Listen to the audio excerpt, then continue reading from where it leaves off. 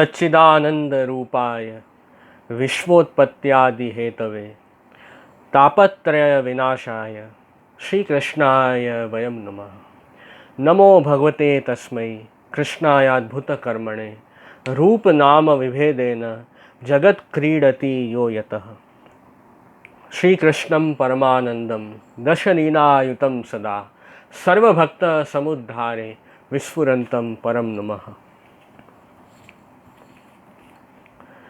तो आज बहुत ही आनंद की बात है कि आज हम सब वैष्णव वार्ता सत्संग करने के लिए सब हम एकत्रित हुए हैं और भगवदियों की वार्ता 84,252 वैष्णव, उनकी वार्ताओं में जो सुंदर चरित्र है उस चरित्र का आज हमें दर्शन करना है।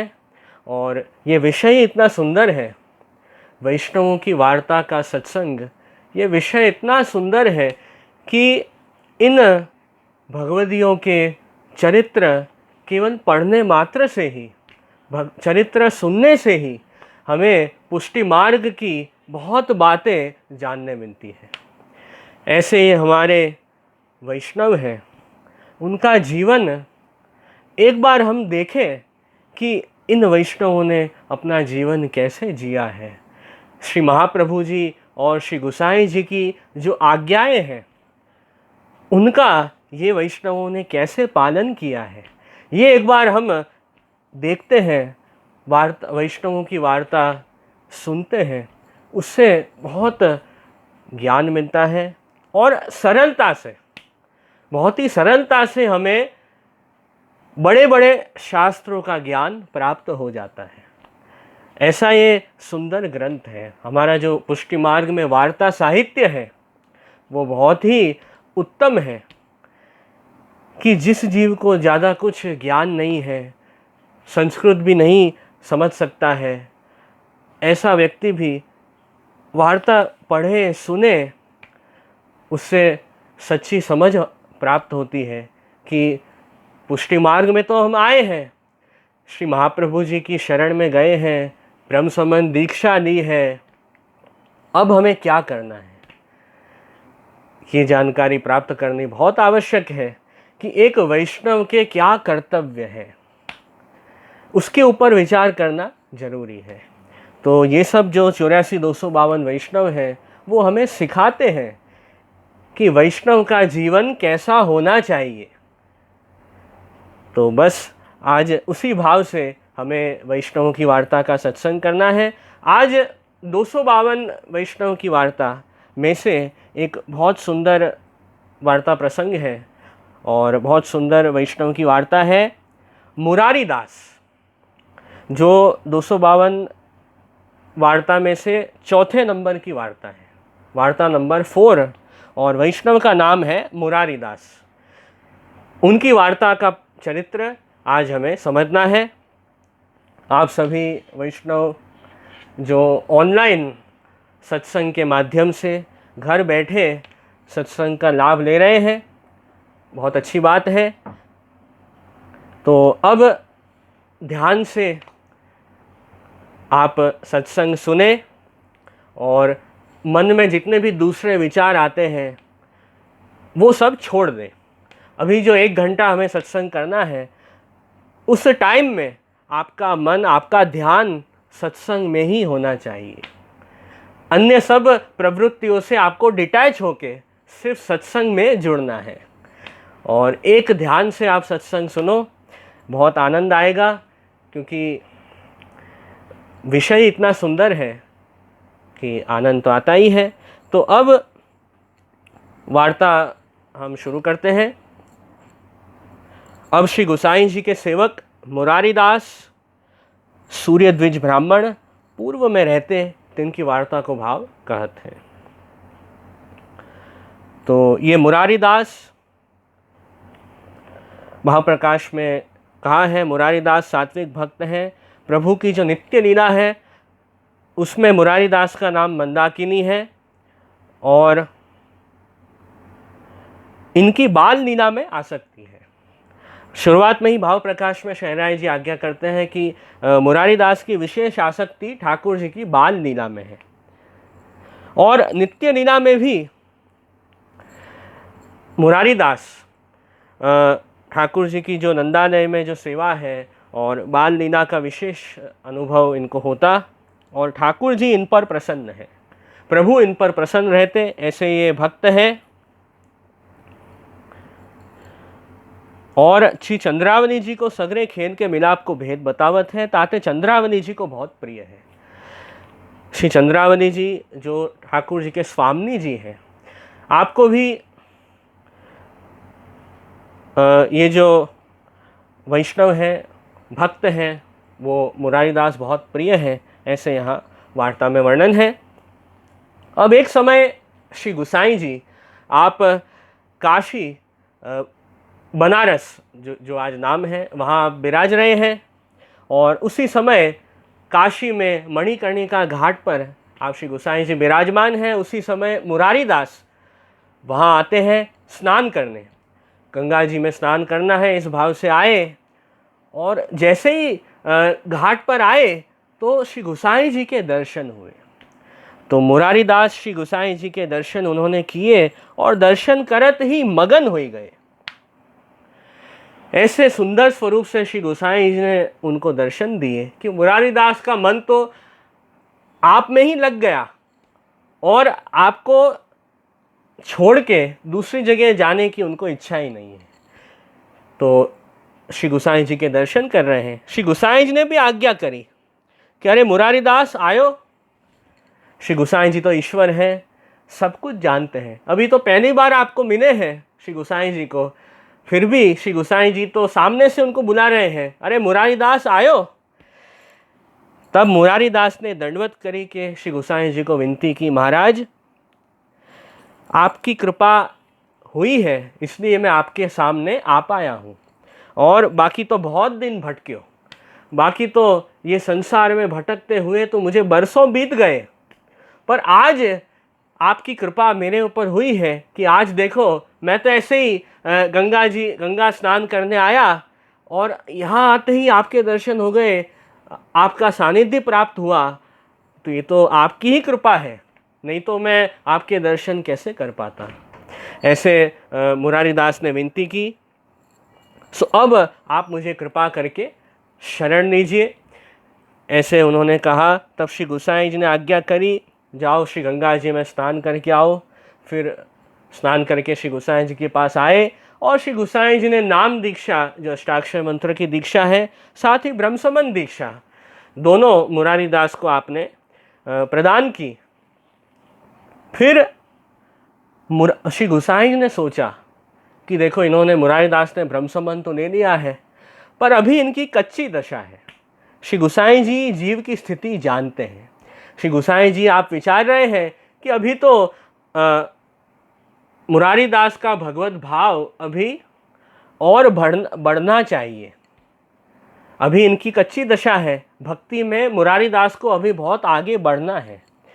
इसलिए श्री गोसाई जी ने सोचा कि अभी मुरारी दास को मुझे अपने पास रखना है, जिससे इनका जो भक्ति भाव है वो बढ़े, ऐसी आपको इच्छा है। अभी ब्रह्म संबंध लिया, आपकी शरण में भी आ गए, पर वापस फिर संसार में खो जाएंगे तो उनका प्रभु के प्रति जो भाव है वो बढ़ नहीं पाएगा और ठाकुर जी में ज़्यादा आसक्ति भी नहीं होगी। इसलिए श्री गोसाई जी ने आज्ञा करी कि मुरारी दास कुछ समय तुम मेरे पास ही रहो। ऐसे आपने आज्ञा करके अपने पास रखा, और सो मुरारी दास को श्री गोसाई जी की कृपा से पुष्टि मार्ग का जो स्वरूप है उसका ज्ञान हुआ, पुष्टि मार्ग समझने लगे। पुष्टि मार्ग की जो भावना है वो सब मुरारी दास, उस सब का ज्ञान अब धीरे धीरे होने लगा, क्योंकि श्री गोसाई जी का संग प्राप्त हुआ है, श्री गोसाई जी की कृपा हुई है। तो अब तो प्रभु की भी कृपा होगी, क्योंकि पहले गुरु की कृपा होनी आवश्यक है। श्री महाप्रभु जी, श्री गोसाई जी की कृपा होगी, फिर ठाकुर जी कृपा करेंगे और ठाकुर जी की दृष्टि हमारे ऊपर पड़ेगी। तो मुख्य आवश्यकता है कि सबसे पहले हम गुरु की शरण में जाएं, फिर ठाकुर जी हमें प्राप्त हो जाएंगे। और ये बात भी हमें जानने मिली कि गोसाई जी कितने कृपालु हैं कि जीव का किसमें कल्याण है वो आप जानते हैं, और जीव की चिंता आप श्री महाप्रभु जी गोसाई जी रखते हैं कि कहीं जीव ये संसार में भटक न जाए, कहीं ये संसार आसक्त न बन जाए। इसलिए श्री गोसाई जी सामने से उनको कह के अपने पास रखा, और श्री गोसाई जी ने खुद ही परिश्रम करके सब पुष्टि मार्ग का ज्ञान उनको दिया। ऐसी श्री गोसाई जी की भी कृपा है भक्तों पर। फिर मुरारी दास ने विनती की, महाराज अब आप ठाकुर जी की सेवा मुझे कृपा करके पधरा दीजिए, मेरा मनोरथ तो भगवत सेवा करने का है। तो श्री गोसाई जी ने एक लालन का स्वरूप मुरारी दास के माथे पधरा दिया, और श्री बालकृष्ण जी श्री गोसाई जी ने ठाकुर जी का नाम रखा, और आपने आज्ञा की कि इनकी बाल भाव से सेवा करियो। ये बाल लीला का स्वरूप है श्री बालकृष्ण लाल का, तो विशेष बाल भाव से आप सेवा करना, ऐसे श्री गोसाई जी ने आज्ञा करी। और आपको ये ठाकुर जी जो है वो सब प्रकार का अनुभव कराएंगे, ऐसे भी श्री गोसाई जी ने आशीर्वाद दिए मुरारी दास को। फिर मुरारी दास श्री गोसाई जी को दंडवत करके ठाकुर जी को पधरा के अपने घर आते हैं, और फिर भगवत सेवा मुरारी दास ने शुरू की श्री गोसाई जी की आज्ञा से। फिर अब मुरारी दास विचार करते हैं कि अब कुछ कामकाज भी ढूंढना जरूरी है, कुछ कहीं नौकरी मुझे मिल जाए तो मैं कार्य करूं जिससे सब अच्छी तरह से चल पाए, सब कार्य अच्छी तरह से निभ पाए, भगवत सेवा में अच्छी तरह कर पाऊँ, और घर गृहस्थी के जो भी कार्य हैं वो सब भगवत धर्म मेरा निभे, इस भाव से प्रवृत्ति नौकरी ढूंढने जाते हैं।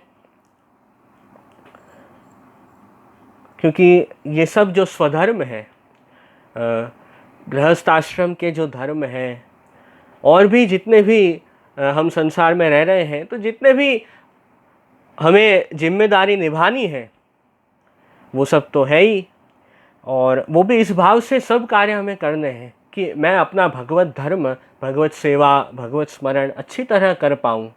इसलिए मैं ये सब कामकाज में जुड़ा हूँ, ऐसी भावना है मुरारी दास की। इसलिए नौकरी ढूंढने गए गौड़ देश में। गौड़ देश मतलब बंगाल के पास है। वहाँ उन्होंने सोचा कि कोई नौकरी मिल जाए, तो नारायण दास दीवान जो बादशाह का दरबार है, वहाँ के दीवान नारायण दास जी, उनके पास मुरारी दास जाते हैं और कहते हैं, वो लिखने का काम बहुत अच्छा जानते थे मुरारी दास। पहले तो क्या प्रिंटिंग प्रेस भी नहीं थे, और हाथ से सब पुस्तकें लिखी जाती थी, हस्तलिखित सब पुस्तक होती थी। तो जितनी भी नई नई पुस्तक की कॉपी बनानी होती, तो उसमें जो लेखिया होते, जो लिखने का काम अच्छी तरह जानते, जो फास्ट लिख पाते, जिनकी हैंडराइटिंग अच्छी होती, उनको लिखने का काम दिया जाता। तो मुरारी दास बहुत अच्छा ये काम जानते थे। इसलिए बादशाह के दरबार में नारायण दास दीवान के पास आए कि आपको कोई भी ये लेखिया की ज़रूर हो तो ज़रूर आप मुझे बताना, मुझे काम करना है।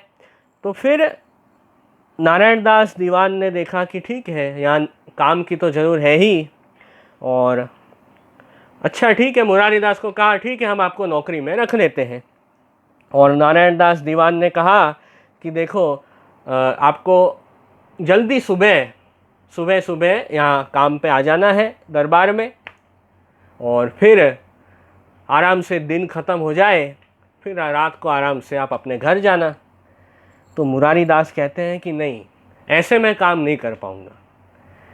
नारायण दास दीवान ने कहा कि मैं आपको महीने के 12 रुपये दूंगा, और आप यहाँ नौकरी करो, पूरा दिन काम करो।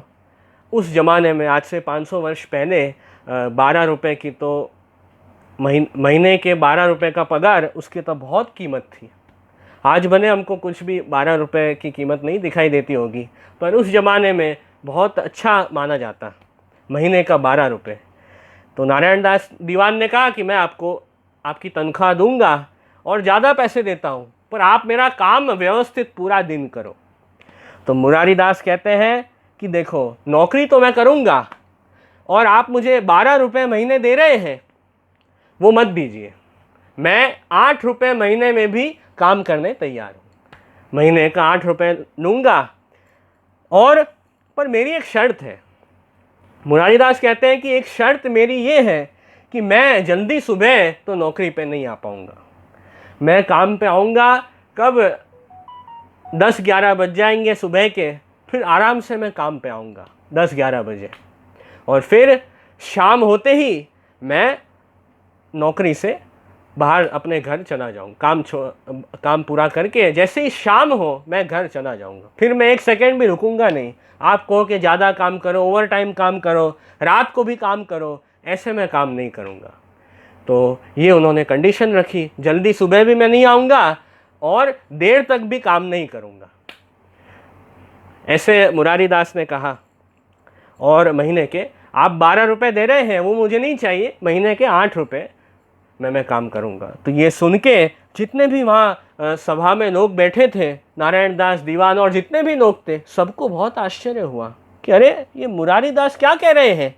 यहाँ तो जो भी नौकरी ढूंढने आते हैं वो तो ज़्यादा पैसे की डिमांड रखते हैं, और सबको यही इच्छा होती है जो भी नौकरी ढूंढते हैं कि किसी भी तरह से हमको ज़्यादा तनख्वाह मिले, ज़्यादा सैलरी मिले।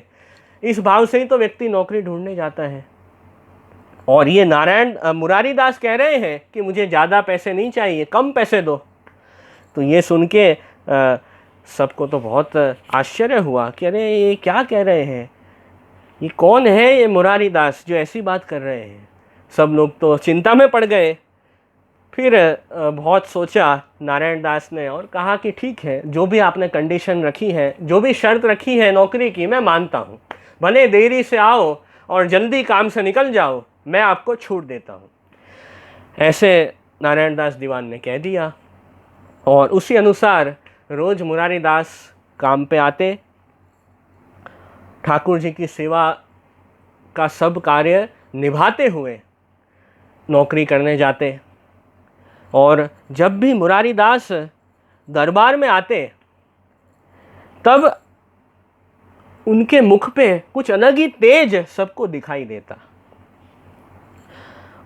और मुरारी दास जब दरबार में जाते, तब इनके तेज के आगे जो उनके बॉस हैं नारायण दास दीवान, वो भी फीके लगते।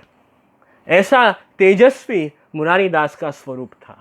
क्योंकि देखो, ठाकुर जी के भक्त हैं, प्रभु की श्री गोसाई जी के सेवक हैं, प्रभु के भक्त हैं, वैष्णव हैं, तो वैष्णव का तेज तो कुछ अलग ही होता है। भक्ति का तेज है उनके अंदर, वैष्णवता का तेज है, तो उसकी तो बात ही अलग है। तो मुरारी दास खड़े होते, उनके बाजू में उनके बॉस नारायण दास खड़े होते, तो किसी को लगता कि अरे मुरारी दास बॉस है कि नारायण दास बॉस है, पहचान ही नहीं पाता। ऐसा चमक मुरारी दास के चेहरे पर था। तो ये भक्ति का तेज है, वही यहाँ वार्ता में वर्णन है। तो जितना ज़्यादा हम ठाकुर जी के साथ जुड़ेंगे, भगवत सेवा, भगवत स्मरण, सत्संग, जितना ज़्यादा हम जुड़ेंगे, उतना ही वैष्णवी तेज हमारे अंदर प्रकट होगा, और उतनी वैष्णवता ज़्यादा हमारे अंदर दृढ़ होती जाएगी। तो ये बात भी समझना बहुत ज़रूरी है। और अपने यहाँ तो बहुत सुंदर एक आश्रय का कीर्तन आता है, श्री विठ्ठल नाथ बसत जिये जाके, ताकि रीत प्रीत छवि न्यारी। जिनके हृदय में ठाकुर जी विराजते हैं, श्री महाप्रभु जी, श्री गोसाई जी विराजते हैं, ताकि रीत प्रीत छवि न्यारी। उनकी तो छटा, उनकी तो छवि कुछ अलग ही होती है, वो तो हम वर्णन नहीं कर सकते हैं। ऐसा भक्त का स्वरूप है, ऐसा भक्त का तेज है। और आगे वही आश्रय के कीर्तन में वर्णन है कि नैनन में झलके गिरिधारी। भक्त तो ऐसे होते हैं कि उनकी आंख देख के ही हम पहचान जाते हैं कि अरे ये तो बहुत, इनके अंदर तो ठाकुर जी के लिए भगवत भाव है। वैष्णव है तो उसके अंदर दीनता होगी, दीनता से वो आएगा और उनकी आंखों में ही हम देख पाएंगे वो प्रभु के प्रति प्रेम भाव, वो दीनता, वो वैष्णव को देखते ही हम उनका स्वरूप हम पहचान सकते हैं। ऐसे भक्त होते हैं, ऐसे भगवदीय होते हैं। तो बहुत सुंदर ये आश्रय का भी कीर्तन है और उसी अनुसार यहाँ पे ये वार्ता में मुरारी दास जी का स्वरूप बताया है। और ठाकुर जी की कृपा से अपना काम करने में मुरारी दास बहुत चतुर थे। मतलब जो काम कोई दूसरा व्यक्ति 12 घंटे में करता, वही काम मुरारी दास 1.5 घंटे में कर देते। ऐसी शक्ति उनके अंदर थी, ऐसा सामर्थ्य था काम करने का कि दूसरा कोई भी उनके जैसा कार्य नहीं कर सकता। ऐसी सामर्थ्य भी ठाकुर जी ने इनको दी है। इसलिए ये सब देख के बहुत आश्चर्य बहुत होता। उनके सब जो ऑफिस में जो भी स्टाफ थे, जो दूसरे उनके साथ कलीग्स जो काम करते थे, सबको बहुत नई बात लगती कि ऐसे महापुरुष तो हमने पहले देखे ही नहीं हैं। ऐसे तेजस्वी पुरुष, ऐसे सामर्थ्यवान व्यक्ति, ये तो कोई महापुरुष लगते हैं। ऐसे सब दूसरे सब लोग उनके आसपास के समझते।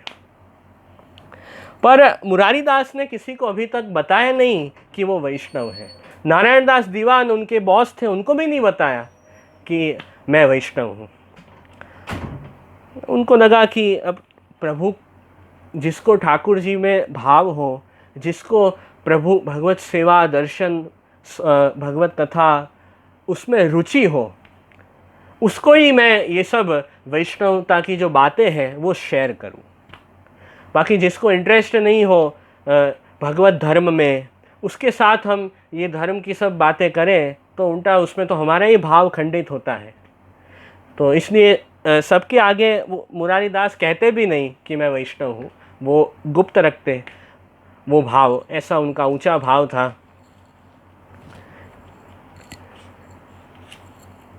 तो ऐसे बहुत भाव से मुरारी दास श्री गोसाई जी की कृपा से श्री बालकृष्ण नाथ की सेवा करते और ठाकुर जी भी उनको सानुभावता जताते, मुरारी दास के साथ बातचीत करते। ऐसी कृपा प्रभु करते। जो ठाकुर जी को चाहिए वो सामने से उनके पास मांग लेते। ऐसा अनुभव, ऐसी कृपा उनके ऊपर करते। ऐसी प्रभु की, ऐसे अलौकिक लीला उनके साथ ठाकुर जी करते कि मुरारी दास, मुझे ये चीज़ बहुत पसंद है, आप मेरे लिए ये लेके आना। तो मुरारी दास कहते जो आज्ञा, मैं आपके लिए ये वस्तु, ये सामग्री जरूर लाऊंगा। ऐसा प्रभु के साथ उनका संबंध। और उनका जो रोज का नित्य क्रम है, रोज का उनका जो शेड्यूल है मुरारी दास का, वो इस वार्ता में खास अच्छी तरह से समझाया है कि एक वैष्णव सुबह उठता है तो उसका दिन कैसे शुरू होता है, उसकी समझ यह वार्ता में बहुत अच्छी तरह से दी है। कि जल्दी सुबह मुरारी दास उठ जाते और उठते स्नान करके, सबसे पहले तो हम जब भी जागते हैं नींद से, सबसे पहले प्रभु के जो चित्र जी होते हैं उनको हम हाथ जोड़ते हैं, अष्टाक्षर मंत्र बोलकर प्रभु का स्मरण करके ठाकुर जी के चित्र जी को हाथ जोड़ते हैं। हम जो कंठी पहनते हैं, कंठी जी के दर्शन करते हैं और प्रभु के आशीर्वाद मांगते हैं कि हे प्रभु, आज का जो दिन है वो आपकी कृपा से अच्छा जाए और आप में ही मेरा मन रहे। इस भाव से हम फिर नींद में से सुबह जागते हैं। जाग के स्नान करते हैं और स्नान करके फिर मुरारी दास कुछ ठाकुर जी रसोई में जाते हैं, ठाकुर जी के सब मंगला की सब तैयारी करते हैं, मंगल भोग की तैयारी करते हैं। फिर प्रभु के मंगला कराते हैं, मंगला करा के ठाकुर जी को मंगल भोग धरते हैं, भोग सरा के आरती करके ठाकुर जी के श्रृंगार कराते, प्रभु को श्रृंगार भोग धरते। बाद में सब राजभोग की जो रसोई है वो सब राजभोग की सब सामग्री सब सिद्ध करते, फिर भोग ठाकुर जी को धरते, भोग सरा के राजभोग आरती करते, प्रभु को पल्ला भी झुलाते।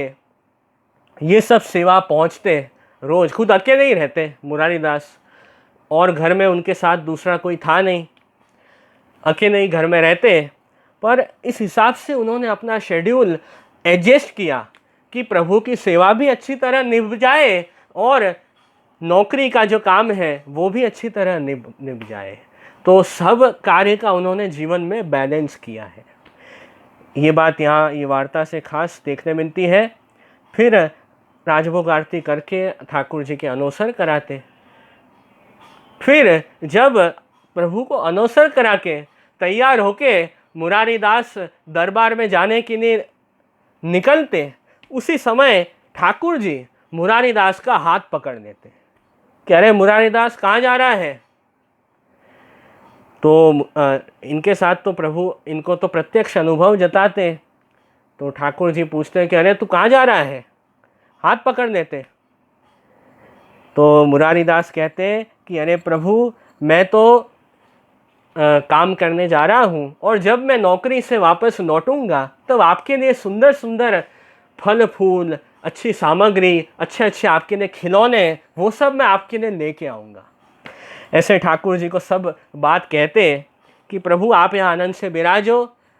फिर अनुसर हो जाते हैं तो ठाकुर जी तो वन में खेलने पधारते हैं। ब्रजलीला की भाव से हम प्रभु की सेवा करते हैं, तो वन में प्रभु आनंद से गायों को चराने पधारते हैं, अपने सखाओं के साथ सब क्रीड़ा करते हैं और सब खेल अनेक प्रकार के खेलते हैं। हम तो ठाकुर जी के आगे सब गाय, पोपट, मोर, घोड़े, हाथी, बंदर सब साजते हैं।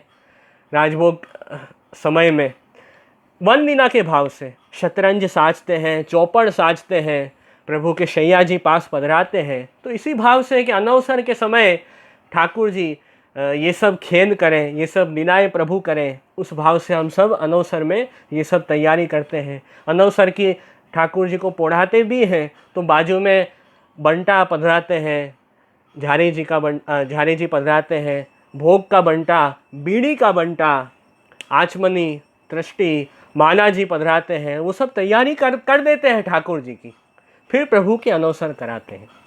तो मुरारी दास ने कहा कि आपकी तो सब तैयारी मैंने कर दी है, आप तो आनंद से आप क्रीड़ा करो भक्तों के साथ, और मैं उतने ही देर में आप तो वन लीला के भाव से आप वन में पधारोगे, और मैं उतने ही समय में अपना सब कार्य निपटा के नौकरी का वापस मैं आ जाऊंगा आपके पास आपकी सेवा में, और बाहर से आऊँगा तो आपके लिए अच्छी अच्छी सब वस्तुएं, अच्छे अच्छे खिलौने, सब सामग्री लेके आऊँगा। तो ठाकुर जी खुश हो जाते कि हाँ वाह, तू मेरे लिए, तू मेरी सेवा के लिए ये सब वस्तु लाएगा। तो ठाकुर जी भी उनका भाव देखकर, उनका प्रेम भाव देखकर बहुत प्रसन्न हो जाते। हाँ हाँ जा। फिर ठाकुर जी छूट दे देते कि अब तुम चले जाओ, अब तुम जाओ आनंद से, मैं तो विराज रहा हूँ। तो फिर प्रभु उनका हाथ छोड़ देते और उनको जाने देते। ऐसे प्रभु की आज्ञा लेके सब काम करने मुरारी दास जाते हैं। तो ये भी जीवन में बहुत ज़रूरी है। हम घर से बाहर जाते हैं कामकाज करने, तो सबसे पहले घर में प्रभु विराज रहे हो तो प्रभु को दंडवत करते हैं, प्रभु की आज्ञा लेते हैं कि ये प्रभु मैं अब बाहर जा रहा हूँ आपकी आज्ञा से। ऐसे ठाकुर जी का स्मरण हम प्रत्येक कार्य करने पहले, हर कार्य की शुरुआत में प्रभु का स्मरण पहले करते हैं। ये अपने यहाँ बहुत प्राचीन परंपरा है, तो ऐसे ही सभी वैष्णवों को करना चाहिए। फिर नौकरी में जाते और फिर शाम को जब वापस घर लौटते तब रास्ते में बहुत अच्छे फल फूल उनको मिल जाते। सूखा मेवा हो, फल फूल हो, वो सब खास प्रभु के लिए खुद लेके आते, और फिर शाम को आके ठाकुर जी के पास आते हैं। क्योंकि उत्थापन भोग जो होता है और उसमें मेवा जो फल फूल होता है वो खास ठाकुर जी को भोग धरा जाता है। सूखा मेवा होता है या सो फल फूल होते हैं वो खास प्रभु को भोग धरते हैं। क्योंकि ब्रजभक्तों के भाव से हम प्रभु की सेवा करते हैं। तो जो पुलिंदिनी जी है, गिरिराज जी की तरहेटी में जो भीन जाति की स्त्री, उनको पुलिंदिनी कहते हैं। तो पुलिंदिनी जी क्या करते हैं कि जब ठाकुर जी आप गिरिराज जी की कंदरा में विराजते हैं, प्रभु वहाँ पहुँचते हैं गिरिराज जी की कंदरा में, और ठाकुर जी आप अनवसर के समय गिरिराज जी में आप कंदराओं में आप आराम करते हैं। फिर जब प्रभु जागते हैं तब जो पुलिंदियाँ हैं वे सब सुंदर मेवा फल फूल सब ठाकुर जी के लिए संवार के सिद्ध करके प्रभु को भोग धरते हैं। क्योंकि वहाँ तो वन है, गिरिराज जी में तो वन है सब जगह, और वन में वृक्ष होते हैं, पेड़ होते हैं, उसमें फल फूल अच्छे मिल जाते हैं। तो वो प्रभु के लिए जो अच्छी तरह जो उपलब्ध है वस्तु, वो प्रभु के लिए लाते हैं और संवार के भोग धरते हैं। तो ऐसे जो ब्रजभक्त हैं, पुलिंदिनी जी हैं, उनके भाव से उत्थापन भोग में मेवा खास प्रभु को धरा जाता है। तो यही भाव से मुरारीदास भी ठाकुर जी के लिए फल फूल मेवा लाते हैं। और फिर जब घर के दरवाजे पर आते हैं तब ठाकुर जी भी उनके साथ क्रीड़ा करते हैं, मुरारीदास के साथ प्रभु भी मजाक करते हैं। ऐसा अनुभव उनको कराते हैं कि अंदर से ठाकुर जी क्या करते, दरवाज़ा लॉक कर देते। मुरारीदास खोलने की कोशिश करें चाबी से दरवाजे को, ताले को, पर खुले ही नहीं। अंदर से ठाकुर जी साकर लगा देते। ऐसे प्रभु खेल खेलते। तो मुरारीदास आवाज़ देते हैं कि अरे प्रभु दरवाज़ा खोलो, ये तो बंद है अंदर से। तो ठाकुर जी कहते हैं कि वो तो ठीक है, पहले तू बता मेरे लिए क्या लाया है। तो वो सब सामग्री के, सब वस्तु के नाम ठाकुर जी को बताते हैं कि हे प्रभु मैं आपके लिए ये सब सामग्री लाया हूँ, और आपकी सेवा मुझे करनी है, आपको ये सब भोग धरना है। तो ऐसे ठाकुर जी को कहते, फिर ठाकुर जी खुश हो जाते कि देखो मेरे लिए तूने इतनी तैयारी की है और सब वस्तु लाया है। तो ठाकुर जी फिर दरवाज़ा खोल देते और फिर मुरारीदास जाते और आनंद से ठाकुर जी को वापस सेवा में स्नान करके सब पहुँचते, शाम की सेवा, और ठाकुर जी को सुंदर सब जो भी सामग्री लाते वो भोग धरते।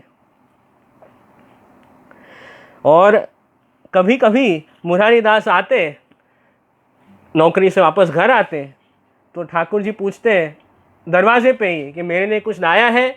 तो कभी कभी मुरारीदास भी ठाकुर जी के साथ मजाक करते हैं कि अरे ओ ठाकुर जी आज तो मैं भूल गया आपके लिए सामग्री, आपके लिए वस्तु लाना, सामग्री लाना, मैं तो भूल गया। तो ठाकुर जी कहते हैं अच्छा तू मेरे लिए खिलौने बनाना, मेरे लिए सामग्री लाना भूल गया है, तो अब देख मैं दरवाजा ही नहीं खोलूँगा। ऐसे ठाकुर जी कह देते हैं। ऐसी मस्ती, ऐसी खेल उनके साथ खेलते हैं। फिर मुरारीदास मनाते कि अरे प्रभु द्वार खोलो, आपके दर्शन किए हुए बहुत समय हो गया है, आपके पास मैं नहीं आया हूँ, तो अब आप कृपा करके मुझे अंदर आने दीजिए, ऐसा मत करो प्रभु। ऐसे बहुत मनुहार करते। फिर प्रभु द्वार खोलते। तो ऐसी कृपा मुरारीदास के ऊपर ठाकुर जी करते।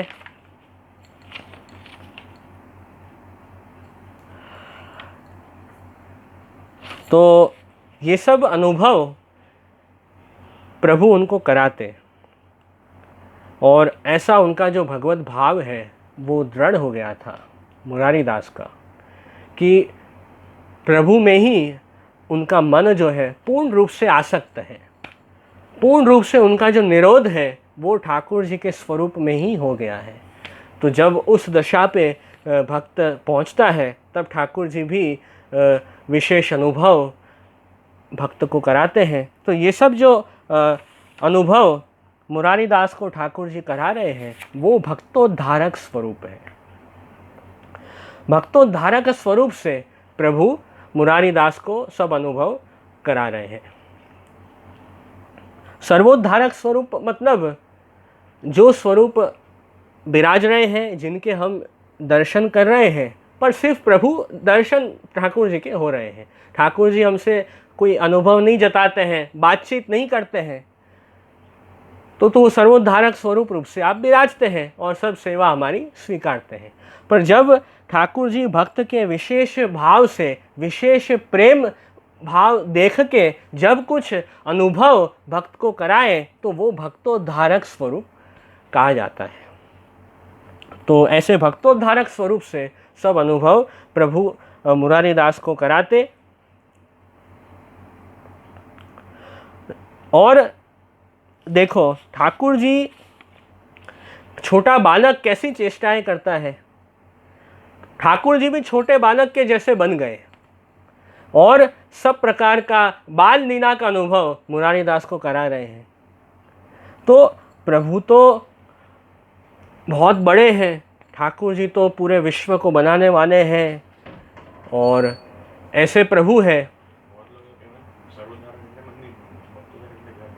तो प्रभु तो बहुत बड़े हैं, सब कुछ ठाकुर जी करते हैं, सर्वज्ञ है प्रभु, सर्वात्मा है और सब जगह प्रभु ही विराज रहे हैं। तो फिर भी ऐसे छोटे बालक जैसे क्यों बन जाते हैं ठाकुर जी? वो भी एक प्रश्न आता है कि ठाकुर जी ऐसे छोटे बालक जैसी चेष्टा क्यों कर रहे हैं मुरारी दास के साथ। तो वहाँ हमें यही समझना है कि देखो ठाकुर जी व्रज में भी प्रभु प्रकट हुए, नंदराय जी, यशोदा जी और जितने भी व्रज भक्त हैं उनके बीच में भी ठाकुर जी छोटे बालक के जैसे प्रकट हुए और बाल लीला प्रभु ने भक्तों के साथ की और अनेक लीलाएं प्रभु ने की।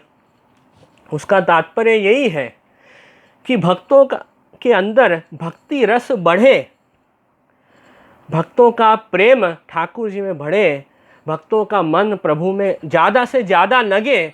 इस भाव से प्रभु ये सब चेष्टाएं, ये सब लीलाएं करते हैं। ठाकुर जी कोई छोटे बच्चे थोड़ी हैं, प्रभु तो बहुत बड़े हैं, पूरा विश्व प्रभु के अंदर समाया हुआ है। फिर भी ठाकुर जी छोटे बालक जैसे बन जाते हैं, भक्तों का मन अपने स्वरूप में लगाने के लिए, भक्तों का निरोध करने के लिए ठाकुर जी ऐसी सुंदर सुंदर चेष्टाएं करते हैं।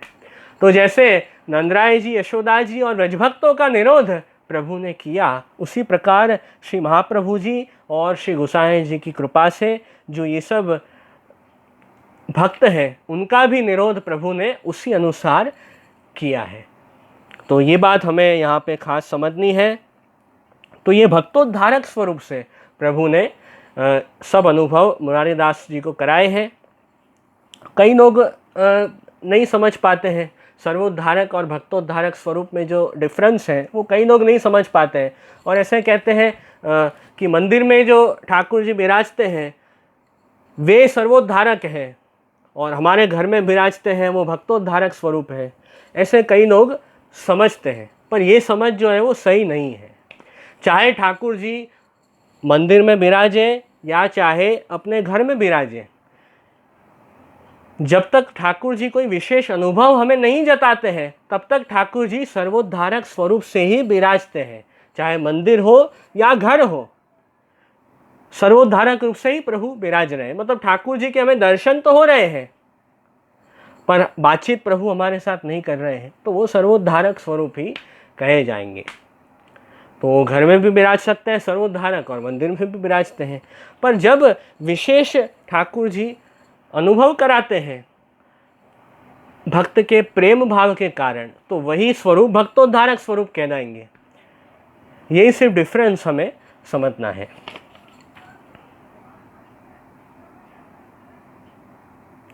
तो ऐसे ठाकुर जी सर्व सुख का अनुभव मुरारी दास को करा रहे हैं और श्री महाप्रभु जी भी आज्ञा करते हैं, कृष्णाधीना तु मर्यादा स्वाधीना पुष्टि उच्यते। हमें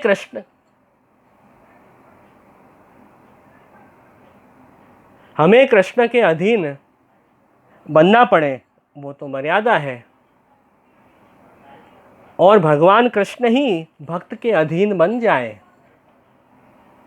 वो पुष्टि है। ऐसे श्री महाप्रभु जी आज्ञा करते हैं। तो ठाकुर जी मर्यादा से तो विराजते हैं ईश्वर रूप में, जैसे राजा और प्रजा। राजा अपने राजमहल में रहते हैं और जो प्रजा होती है उनके बीच एक मर्यादा होती है। उसी अनुसार प्रजा और राजा के बीच में सब व्यवहार होते हैं। और राजा जो होते हैं वो प्रजा के अधीन नहीं होते हैं। राजा तो अपने कंट्रोल में सबको रखते हैं, वो थोड़ी किसी के कंट्रोल में हो जाएंगे। तो वहाँ पे मर्यादा है। वही राजा जब प्रजा के बीच में आ जाए, उनके जैसे बनकर उनके बीच में प्रकट होके उनके सब दुख दूर करे, उनका ध्यान रखे, तो फिर वो मर्यादा टूट भी जाती है कभी कभी, तो वो पुष्टि प्रकट हो गई, ऐसे समझ लो। तो ठाकुर जी तो आप जगदीश हैं, जगन्नाथ हैं, बहुत बड़े हैं और पूरा विश्व प्रभु के कंट्रोल में है, ऐसा स्वरूप है ठाकुर जी का। पर वही प्रभु जब भक्त के वश बन जाते हैं, भक्त के अधीन हो जाते हैं, भक्त जब ठाकुर जी को जगाता है तब ठाकुर जी जागते हैं। भक्त जब प्रभु के श्रृंगार करता है तब ठाकुर जी श्रृंगार धरते हैं। जब भक्त प्रभु को भोग धरता है तब ठाकुर जी भोग स्वीकारते हैं।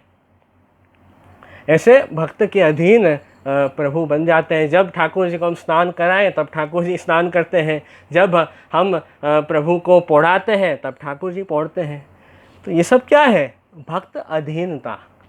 प्रभु भक्त के अधीन बन गए, ठाकुर जी कृपा करके भक्त की सेवा स्वीकारते हैं। तो ये सब भक्त अधीनता प्रकट हो रही है तो वहाँ पुष्टि है। ये सब प्रभु की कृपा से ही संभव है। ठाकुर जी की कृपा नहीं हो तो हम तो प्रभु की सेवा ही नहीं कर पाए। तो ये स्वाधीना पुष्टि उच्यते, ये भक्त के अधीन ठाकुर जी बन जाए, वही तो पुष्टि है, वही तो पुष्टि मार्ग है। तो देखो मुरारी दास जी को कितने अनुभव ठाकुर जी ने कराए, तो साक्षात प्रभु उनके अधीन बन गए। तो यही बात श्री महाप्रभु जी आज्ञा कर रहे हैं और यही सब बात ही वार्ता से हम सीख रहे हैं। क्योंकि वैष्णव वार्ता है वो, उससे हमें प्रैक्टिकल रूप में समझ में आता है कि कैसे हमें पुष्टि मार्ग में आगे बढ़ना है। तो वो प्रैक्टिकल अप्रोच जो है वो वैष्णव की वार्ता में आता है।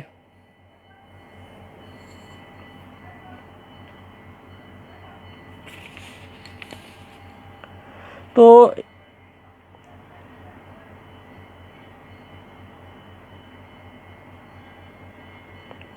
प्रभु तो आनंद स्वरूप है। तो ठाकुर जी ने वात्सल्य भाव का दान इनको किया है और ठाकुर जी आनंद स्वरूप है। उनके साथ हम जुड़ते हैं तो हम भी आनंद में आ जाते हैं। प्रभु से जितना दूर होते हैं उतना आनंद हमें नहीं आता है, उतने हम संसार के दुख में फंसते जाते हैं, उतना हम संसार बंधन में और दुखों में डूबते जाते हैं। जितना प्रभु के निकट आते हैं उतना ही हम प्रभु से उतना ही हम सब सुख और आनंद का अनुभव करते हैं। तो ये बात है, लोक में जगत में तो ठाकुर जी ने आनंद छुपा दिया है। जगत में जो हमें आनंद दिखाई देता है वो तो कृत्रिम आनंद है। अभी सब बहुत सुख है, बहुत अच्छा है, अचानक दुख आ जाता है तो वो तो आनंद नहीं है, पर आनंद का आभास है जगत में। पर वास्तविक आनंद तो प्रभु के स्वरूप में ही है। ये बात भी हमें उतनी ही समझनी है। तो वैसे प्रभु खूब इनके ऊपर कृपा करते। और मुरारी दास कैसे उन्होंने लोक के सब कामकाज साथ में भगवत सेवा कैसे दोनों साथ में निभा रहे हैं। तो ये जीवन में बहुत जरूरी। कई लोग कहते हैं कि हम तो बहुत कामकाज में व्यस्त हैं, हमारे पास तो टाइम ही नहीं है, ठाकुर जी की सेवा का, भगवत स्मरण का बिल्कुल समय नहीं है। ऐसे व्यस्तता बताते हैं और दूर हो जाते हैं भगवत धर्म से। तो ये बात ठीक नहीं है। महाप्रभु जी भक्तिवर्धिनी ग्रंथ में भी आज्ञा करते हैं, अव्यावृत्तो भजेत कृष्णम पूजया श्रवणादि भी। अव्यावृत होकर हमें भगवान श्री कृष्ण का भजन करना है। तो कई लोग ऐसा अर्थ लेते हैं अव्यावृत का, मतलब सब काम काज छोड़ के सिर्फ भजन करो और कुछ मत करो। ऐसे मतलब नहीं है अव्यावृत का। अव्यावृत का अर्थ होता है कि हमें ऐसी कोई प्रवृत्ति में नहीं जुड़ना है जिससे भगवत सेवा में प्रतिबंध आए, भगवत सेवा में विघ्न आए, ऐसे कोई कार्य में जुड़ना नहीं है। ये बात अव्यावृत का ये अर्थ हमें समझना है। मतलब ऐसी व्यावृत्ति में नहीं करें कि जो हमें ठाकुर जी से दूर ले जाए, वो अव्यावृत का मतलब होता है। तो वही बात ये वार्ता में आ रही है कि मुरारी दास ने भले पैसे थोड़े कम मिले, उसकी चिंता नहीं, पर मेरी भगवत सेवा नहीं छूटनी चाहिए, ऐसा उनका ऊंचा भाव है। ऐसी भावना तो जिसके ऊपर प्रभु की कृपा होती है उसी को आती है। बाकी आज सब लोग तो द्रव्य कमाने में, पैसे कमाने में इतने भाग रहे हैं कि कौन भगवान, क्या भगवत सेवा, क्या भगवत कथा, क्या सत्संग, किसी की भी सुधि नहीं है, बस अपने संसार में मस्त है। ऐसे नहीं बनना है हमें। ये शिक्षा खास ये वार्ता से लेनी है कि हर चीज़ का बैलेंस होना चाहिए। और जैसे हम हमारे जीवन में सब काम की प्लानिंग करते हैं, हर वस्तु का विचार करते हैं कि मेरे जीवन में ये काम ज़रूरी है, ये काम मुझे करना है। कई लोग तो लाइफ में गोल सेट करते हैं कि ये सब बात मुझे अचीव करनी है, ये सब काम, ये सब जीवन में मुझे हासिल करना है, ऐसा भाव रखते हैं। तो उस लिस्ट में ठाकुर जी भगवत धर्म को भी जरूर जोड़ना चाहिए। भगवत सेवा, सत्संग, भगवत कथा, भगवत स्मरण, उसकी भी हमें जीवन में उतनी ही मुख्यता, महत्व देना है। ये बात है। जैसे और सब लौकिक काम हम कितने ध्यान से करते हैं, कितना महत्व उसका समझते हैं कि ये काम हम नहीं करेंगे तो देखो हम जी नहीं पाएंगे संसार में।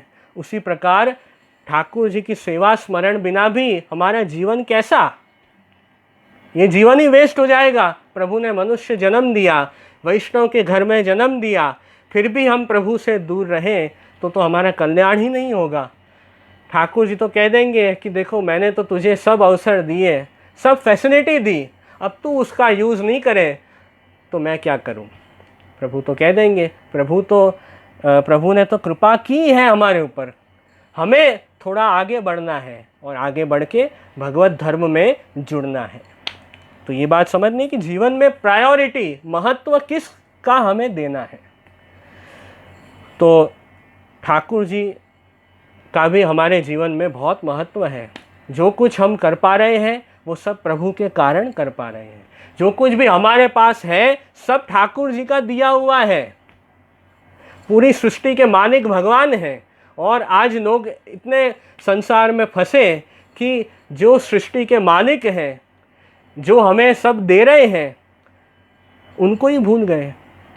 जिनके हम अंश हैं, जो हमारे स्वामी हैं भगवान कृष्ण, उनकी विस्मृति हो गई, ऐसा जीव हो गया। तो ऐसे तो हमें नहीं करना है। जैसे और सब कामकाज को हम महत्व देते हैं, उसी अनुसार भगवत धर्म को भी उतना ही महत्व देना है। ये बात आ रही है। तो जीवन के प्रत्येक कार्य में ठाकुर जी को पहले याद करना है।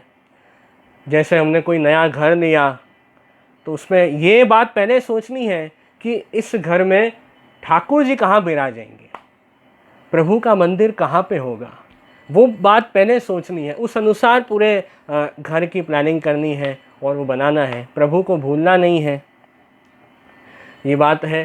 तो ये सब छोटी छोटी बातें हैं, बहुत ध्यान रखनी है। कई लोग कहते हैं कि सेवा तो जो एकदम सीनियर सिटीज़न होते हैं, बूढ़े होते हैं, जिनको कोई दूसरा काम ही नहीं है, वो सेवा करते हैं, बाकी हमारे पास तो टाइम नहीं है। ऐसी बात नहीं है। पढ़ो देखो मुरारी दास जी की वार्ता, कैसे उन्होंने दुनिया के भी सब काम काज करते हुए, नौकरी धंधा करते हुए, कैसे भगवत धर्म भी निभाया है। तो ये बहुत आवश्यक वार्ता है, आज की स्थिति के संदर्भ में समझनी है। तो ये बात हमने देखी। ऐसे नारायण दास दीवान जिनके वहाँ पे मुरारी दास काम करते, वे तो समझ रहे थे कि मुरारी दास जो है वो कोई सामान्य ह्यूमन बीइंग नहीं है, नॉर्मल व्यक्ति नहीं है, ये तो कोई महापुरुष लग रहे हैं। उनका काम करने का तरीका, उनका स्वरूप, तेजस्वी स्वरूप, और ये सब देख के वो थोड़े विचार में पड़ गए कि ये कौन है, मुझे इनके बारे में जानना है, इनसे बात करनी है, ये क्या करते हैं वो सब मुझे जानकारी इनसे हासिल करनी है। ऐसी इच्छा नारायण दास दीवान को हुई। तो नारायण दास जी ने सबसे पहले तो बहुत सारे जासूस लगा दिए मुरारी दास के पीछे कि जाओ मुझे बताओ कि कहाँ रहते हैं और क्या करते हैं, कौन इनके परिवार है, मुझे सब जानकारी दो। तो जासूस लग गए मुरारी दास के पीछे और जहाँ जाते पीछे पीछे जासूसी सब करते, और अब फिर तो मुरारी दास तो अपने घर आ जाते, दरवाज़ा बंद कर देते। तो जासूस को ज़्यादा कुछ तो पता नहीं चला, कहाँ रहते हैं वो उन्होंने बता दिया नारायण दास को। और फिर नारायण दास दीवान दूसरे दिन, मुरारी दास तो शाम को काम करके घर के लिए रवाना हुए और घर जा रहे थे, पीछे पीछे नारायण दास दीवान आए उनका पीछा करके। मुरारी दास तो घर में आके घर का दरवाज़ा बंद कर रहे थे। सामने देखा तो नारायण दास दीवान खड़े हैं। तो मुरारी दास चमक गए कि अरे अपना तो काम पूरा हो गया है, मैं तो नौकरी से घर आ गया हूँ, अब आप मेरे यहाँ क्या करने आए हो। ऐसे कहा मुरारी दास ने कि अपनी तो बस इतनी बात है कि नौकरी का जितना टाइम है उतना ही मैं काम करूँगा, फिर तो मैं घर आ जाऊँगा, फिर मैं आपकी नहीं सुनूँगा, आप यहाँ क्या कर रहे हैं। तो नारायण दास ने कहा कि अरे मुझे आपके घर में आना है और आपसे कुछ बातचीत करनी है।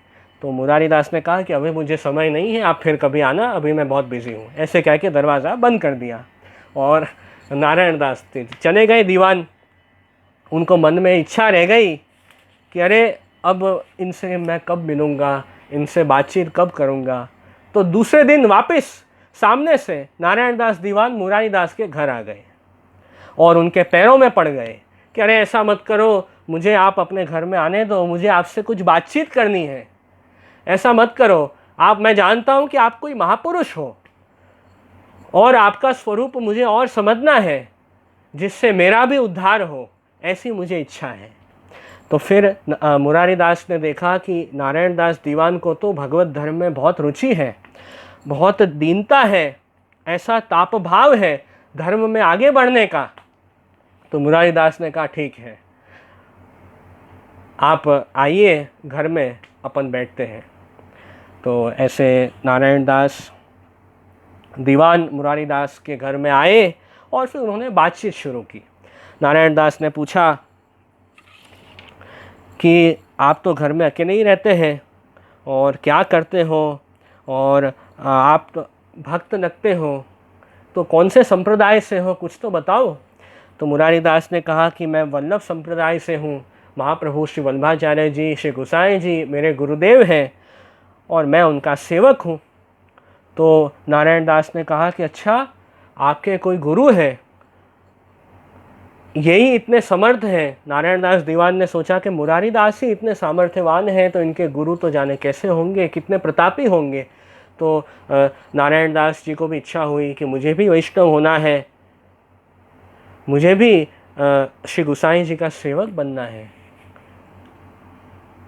तो अब मैं क्या करूं। तो उन्होंने मुरारी दास को कहा कि आप मुझे भी श्री गोसाई जी का सेवक बनाओ, मुझे भी पुष्टि मार्ग में आना है, ऐसी रुचि उनको प्रकट हुई। तो मुरारी दास ने कहा अभी तो श्री गोसाई जी अडेन विराज रहे हैं, आप जब, या तो आपको अडेन जाना पड़ेगा या श्री गोसाई जी जब ये गांव में, अपने गांव में पधारेंगे तभी आपका कार्य सिद्ध होगा। तो नारायण दास ने कहा कि जल्दी श्री गोसाई जी को पत्र लिखो और गोसाई जी को यहाँ पधराओ अपने गांव में, जिससे मेरा और अनेक जीवों का उद्धार हो सके। ऐसे उन्होंने विनती की।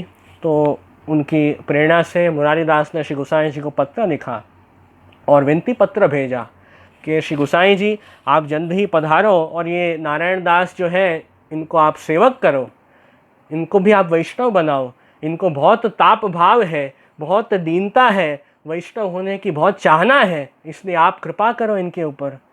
एक दो ऐसे विनती पत्र 2 बार मुरारी दास ने श्री गोसाई जी को लिखे, और श्री गोसाई जी भी कृपालु हैं कि आप जानते हैं कि भक्त के ऊपर कृपा करनी है, भक्त की विनती स्वीकार कर आप श्री गोसाई जी सामने से आप परदेश पधारते वैष्णव भक्तों का उद्धार करने के लिए।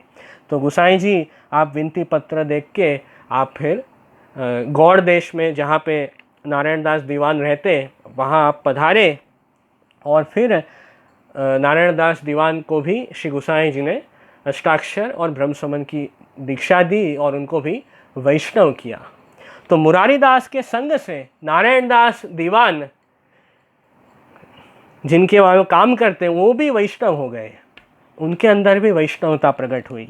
तो ये सत्संग का बहुत महात्म्य है, वैष्णव का संग है वो बहुत आवश्यक है। जैसे सूखा कपड़ा होता है वो गीले कपड़े के संसर्ग में आने से सूखा कपड़ा भी गीला हो जाता है, उसी प्रकार वैष्णव के संग से वैष्णवता का जो रंग है वो दूसरे व्यक्ति में भी आ जाता है। ऐसी ये बात हमें समझनी है।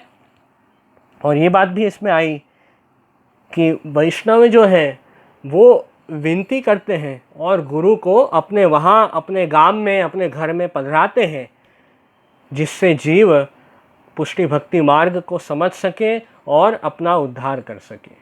तो गुरु की भी ऐसे वैष्णव विनती करके अपने वहाँ पधराते, ऐसा वैष्णव का भी ऊंचा भाव है।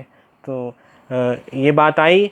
तो ये सब ज़रूरी बातें हमने ये वार्ता में सीखी है। तो बहुत सुंदर वार्ता रही मुरारी दास की, जो जीवन में बहुत आवश्यक है। हमें बहुत कुछ हमें ये वार्ता में सीखने मिला।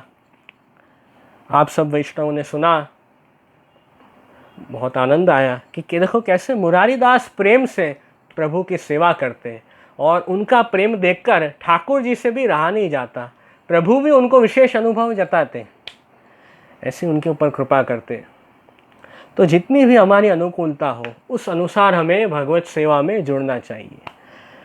एक समय सेवा कर सके तो एक समय सेवा करो, 2 समय कर सके 2 समय करो, 3 काल करो 3 काल करो। श्री महाप्रभु जी तो आज्ञा ही करते हैं, एक कालम द्विकालम वा त्रिकालम वापि पूजयेत। ठाकुर जी की आप सेवा अच्छी तरह से जितने भी समय कर पाओ आप करो। चाहे सुबह ठाकुर जी की सेवा करो तो भी बहुत अच्छी बात है, सुबह दोपहर करो, सेवा का क्रम का विस्तार होता है तो सुबह सेवा शुरू करते हैं दोपहर हो जाती है, सुबह दोपहर करो या शाम को करो, जैसी आपकी अनुकूलता, या सिर्फ सुबह करो।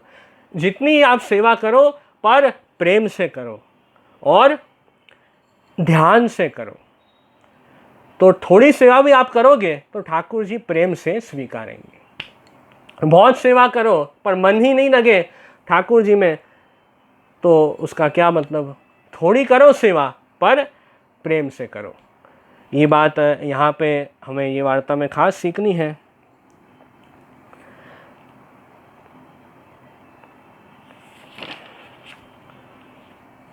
तो बहुत अच्छा रहा आज का हमारा सत्संग। तो यहीं अब आश्रय का पद गान करके हम सत्संग का समापन करेंगे।